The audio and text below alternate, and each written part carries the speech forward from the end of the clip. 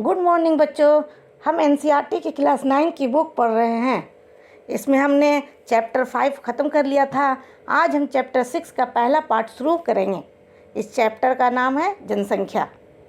इसमें हम जनसंख्या के आकार और वितरण के बारे में पढ़ेंगे कि हमारे देश में जनसंख्या का वितरण क्या है, देश में जनसंख्या का स्थान पूरे विश्व में कितने नंबर पर है, जनसंख्या का घनत्व क्या है। इन सभी को आज इस टॉपिक में जानेंगे। सबसे पहले जनसंख्या किसे कहते हैं, इसे समझते हैं। जन का अर्थ होता है लोग और संख्या का अर्थ होता है तादाद। इस तरह किसी भी देश में रहने वाले लोगों की कुल संख्या को जनसंख्या कहते हैं।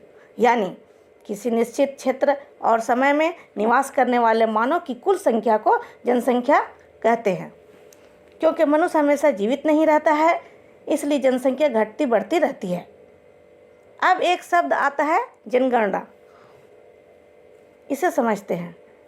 इसका शाब्दिक अर्थ लोगों की गिनती। जन के अर्थ को तो आप जानते ही हैं, लोग, और गणना का अर्थ होता है गिनती।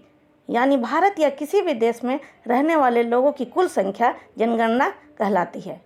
जनसंख्या की पूर्ण रूप से गणना ही जनगणना कहलाती है। यानी एक निश्चित समय अंतराल में जनसंख्या की जो आधिकारिक या ऑफिशियल गणना होती है वह जनगणना कहलाती है। भारत में सबसे पहले 1872 में जनगणना की गई थी, लेकिन यह जनगणना पूरी तरह से कामयाब नहीं हुआ। 1881 में पहली बार एक संपूर्ण जनगणना की गई। इसी समय से प्रत्येक 10 वर्ष पर जनगणना होती है। अब हम जनसंख्या के आकार और वितरण को जानेंगे, यानी लोगों की संख्या कितनी है और वह कहाँ निवास करते हैं। भारत की जनसंख्या का आकार एवं संख्या के आधार पर वितरण। मार्च 2011 तक भारत की जनसंख्या 121 करोड़ थी, जो विश्व की कुल जनसंख्या का 17.5% थी। भारत का क्षेत्रफल 32.8 लाख वर्ग किलोमीटर है, जो पूरे विश्व का 2.4% है।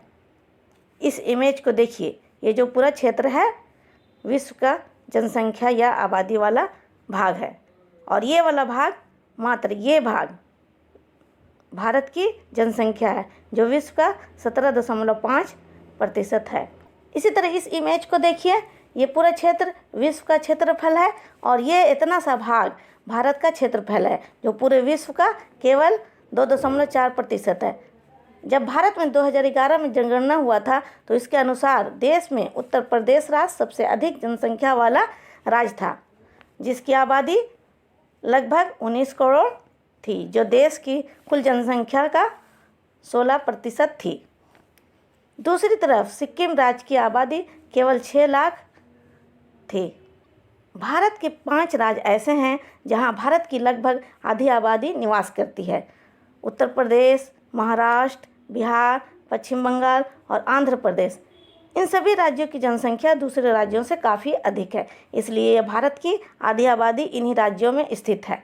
जनसंख्या की दृष्टि से सबसे बड़ा राज्य उत्तर प्रदेश है, ये मैंने अभी बताया था। लेकिन क्षेत्रफल की दृष्टि से राजस्थान सबसे बड़ा राज्य है। इस इमेज को देखिए, ये उत्तर प्रदेश की आबादी है, जो पूरे भारत का 16% है। ये महाराष्ट्र है, और ये देखिए बिहार की आबादी देश का 9% है। ये पश्चिम बंगाल का 6% और आंध्र प्रदेश की जनसंख्या पूरे देश का 7% है।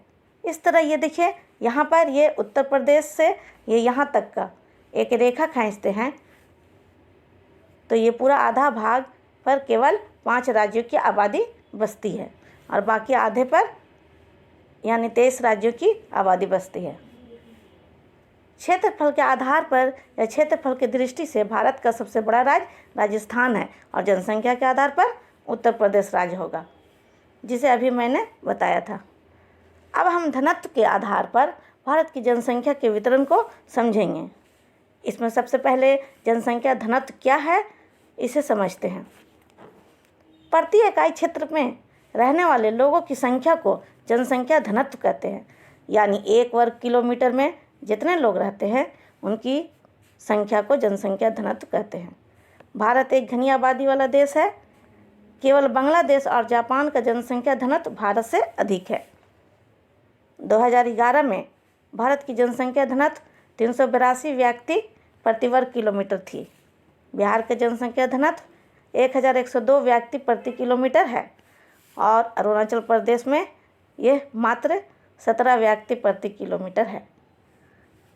इस मानचित्र को देखिए, हमारे देश भारत में बिहार और ये देखिए पश्चिमी बंगाल, दोनों राज्यों में जनसंख्या घनत्व बहुत अधिक है। इसके बाद केरल और ये उत्तर प्रदेश, यहाँ पर इन दोनों की जनसंख्या घनत्व 751 से 1000 व्यक्ति प्रति वर्ग किलोमीटर है। अब इधर देखिए तमिलनाडु और ये इधर पंजाब, हरियाणा में जनसंख्या घनत्व 500 से 750 व्यक्ति प्रति वर्ग किलोमीटर है। इसी तरह इधर देखिए गुजरात, ये महाराष्ट्र, ये कर्नाटक और ये आंध्र प्रदेश, ये तेलंगाना, ये उड़ीसा, ये झारखंड और ये असम, इन सभी राज्यों की जनसंख्या घनत्व 250 से 500 व्यक्ति प्रति किलोमीटर है। इसी तरह इन राज्यों को देखिए, ये राजस्थान, ये मध्य प्रदेश, ये छत्तीसगढ़ और ये सभी उत्तर पूर्व के राज्य, इन सभी की जनसंख्या घनत्व बहुत ही कम है। इन राज्यों की जनसंख्या घनत्व 250 व्यक्ति प्रति किलोमीटर से भी कम है। यहाँ पर ये आंध्र प्रदेश और तेलंगाना है, जो 2 जून 2014 से पहले दोनों एक ही राज्य थे, लेकिन 2 जून 2014 को तेलंगाना आंध्र प्रदेश से अलग होकर भारत का 29वां राज्य बना था। अब हम जनसंख्या घनत्व को प्रभावित करने वाले कारक को जानेंगे। इसमें सबसे पहला है पर्वतीय क्षेत्र और पथरीली भूभाग।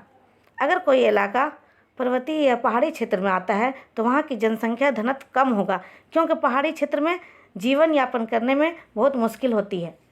दूसरा है प्रतिकूल जलवायु अवस्थाएं। अगर किसी इलाके की जलवायु अवस्था अच्छी नहीं है, यानी कहीं बहुत अधिक वर्षा हो रही है तो कहीं वर्षा बहुत ही कम होती है, तो इन इलाकों में भी जीवन यापन करने में बहुत मुश्किल होती है। तीसरा है छिछली और कम उपजाऊ मिट्टी। जिन इलाकों की मिट्टी लो ग्रेड की होती है, यानी कम उपजाऊ वाली मिट्टी है, जो खेती के लायक नहीं होती है, वहाँ भी आबादी बहुत ही कम होती है। और चौथा पॉइंट है समतल मैदान और उपजाऊ मिट्टी। उत्तरी मैदानी भाग जैसे उत्तर प्रदेश, बिहार, दिल्ली और पश्चिम बंगाल और दक्षिण में केरल का जनसंख्या घनत्व बहुत अधिक है, क्योंकि इन क्षेत्रों में समतल मैदान और उपजाऊ मिट्टी पाई जाती है तथा पर्याप्त मात्रा में वर्षा भी होती है, इसलिए इन जगहों पर बहुत घनी आबादी है। अब हम जनसंख्या वृद्धि क्या है और जनसंख्या परिवर्तन की प्रक्रिया किस प्रकार होती है, इसे जानेंगे। किसी विशेष समय अंतराल में, यानी 10 वर्षों के भीतर किसी भी देश या राज्य के निवासियों की संख्या में जो परिवर्तन होता है उसे जनसंख्या वृद्धि कहते हैं। इस परिवर्तन को 2 प्रकार से व्यक्त किया जा सकता है, एक सापेक्ष वृद्धि और दूसरा प्रतिवर्ष होने वाले प्रतिशत परिवर्तन द्वारा। सापेक्ष वृद्धि किस प्रकार से प्राप्त किया जाता है, इसे समझते हैं। इसे इस प्रकार समझ सकते हैं कि मान लीजिए 2001 में भारत की जनसंख्या 1 अरब 2 करोड़ थी और बाद की जनसंख्या यानी 2011 की जनसंख्या 121 करोड़ थी। तो पहले की जनसंख्या को बाद की जनसंख्या से घटा देते हैं और जो संख्या प्राप्त होता है उसे ही हम सापेक्ष वृद्धि कहते हैं।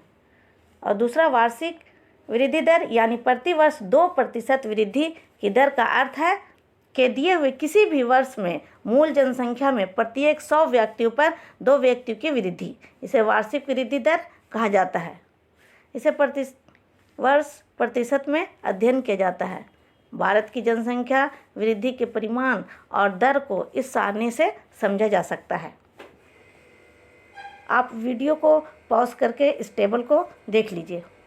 इस सारणी को देखने से पता चलता है कि 1951 से 1981 तक जनसंख्या की वार्षिक वृद्धि दर नियमित रूप से बढ़ रही है और जनसंख्या में तेजी से वृद्धि हुई है, किंतु 1981 से वृद्धि दर धीरे धीरे कम होने लगी। अब हम जनसंख्या वृद्धि या परिवर्तन के मुख्य प्रक्रिया क्या है, इसके बारे में जानेंगे। जनसंख्या में होने वाले परिवर्तन को 3 मुख्य प्रक्रियाओं से गुजरना पड़ता है।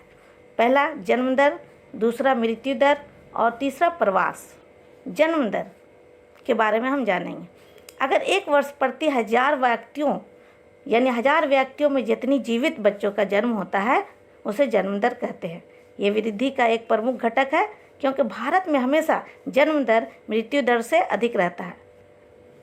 अब मृत्यु दर को समझते हैं। एक वर्ष में प्रति 1000 व्यक्तियों यानी 1000 व्यक्तियों में मरने वालों की संख्या को मृत्यु दर कहा जाता है। मृत्यु दर तेज गिरावट के कारण भारत की जनसंख्या में वृद्धि की दर का मुख्य कारण है। 1980 तक उच्च जन्म दर एवं मृत्यु दर में लगातार गिरावट की वजह से जन्म दर और मृत्यु दर में काफ़ी अंतर आ गया, जिससे जनसंख्या वृद्धि दर अधिक हो गई। लेकिन 1981 से धीरे धीरे जन्म दर में भी गिरावट आने लगी, जिससे जनसंख्या वृद्धि दर में भी गिरावट होने लगी। जनसंख्या वृद्धि का तीसरा घटक या प्रक्रिया प्रवास है। प्रवास यानी लोगों का एक क्षेत्र से दूसरे क्षेत्र में चले जाने को प्रवास कहते हैं। प्रवास दो प्रकार के होते हैं, एक आंतरिक और दूसरा अंतर्राष्ट्रीय। आंतरिक प्रवास को हम जानेंगे। जब लोग अपने देश के अंदर ही प्रवास करते हैं तो उसे आंतरिक प्रवास कहते हैं। मान लीजिए कोई व्यक्ति झारखंड से उड़ीसा चले गए या दिल्ली से मुंबई चले गए तो इसे हम आंतरिक प्रवास कहेंगे। इससे जनसंख्या के आकार में कोई बदलाव नहीं होता है, लेकिन देश के अंदर जनसंख्या के वितरण पर असर पड़ता है। भारत में अधिकतर प्रवास गांव से शहर की तरफ होता है क्योंकि गांव में गरीबी और बेरोजगारी अधिक होता है और नगर में रोजगार आसानी से मिल जाते हैं, जिससे जीवन स्तर अच्छा हो जाता है। और अगर कोई व्यक्ति एक देश से दूसरे देश में चला जाता है तो इसे अंतर्राष्ट्रीय प्रवास कहते हैं। प्रवास जनसंख्या परिवर्तन का एक महत्वपूर्ण घटक है। यह सिर्फ जनसंख्या के आकार को ही नहीं प्रभावित करता है, बल्कि उम्र और लिंग के दृष्टिकोण से नगरीय और ग्रामीण जनसंख्या की संरचना को भी परिवर्तित करता है। हम उम्र और आयु के लिंग की संरचना को अगले वीडियो में पढ़ेंगे, जो इस चैप्टर का पार्ट 2 होगा। धन्यवाद।